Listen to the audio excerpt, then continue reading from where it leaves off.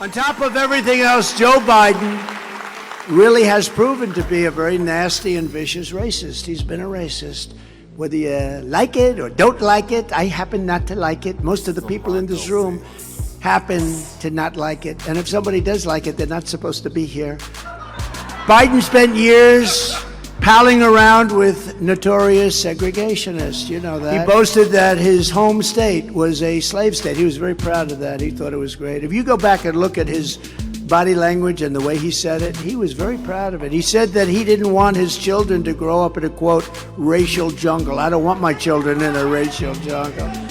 Joe Biden drafted the 1994 crime bill, which caused unfair sentencing disparities that devastated the black community, black families.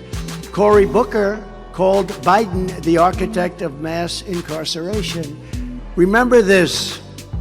It was a time when Hillary Clinton and Joe Biden were talking about predators and super predators. You heard that. This is a hell of a lot more of a speech than you thought you were going to get, isn't it, huh? They thought would be boring them, would give a little quick, boring speech, but we got it. It's called Let's Tell It Like It Is, right? And then years later,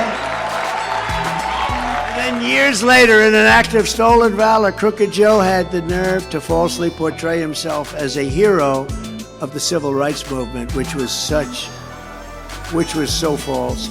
And then he said that if African Americans didn't vote for him, you ain't black. Now that one's been so recent, I didn't even want to, but he did say that. A lot of people were surprised. He did say that. But that one's so recent, I didn't even want to put it in. We had to go back to the real stuff. But he did say that. I was a little surprised to see it. I'm sure you were too. Unlike racist Joe Biden, I've spent my entire life working hand in hand with black Americans to create jobs, build buildings, invest in our communities, and expand opportunity and freedom for citizens of every race, religion, color, and creed.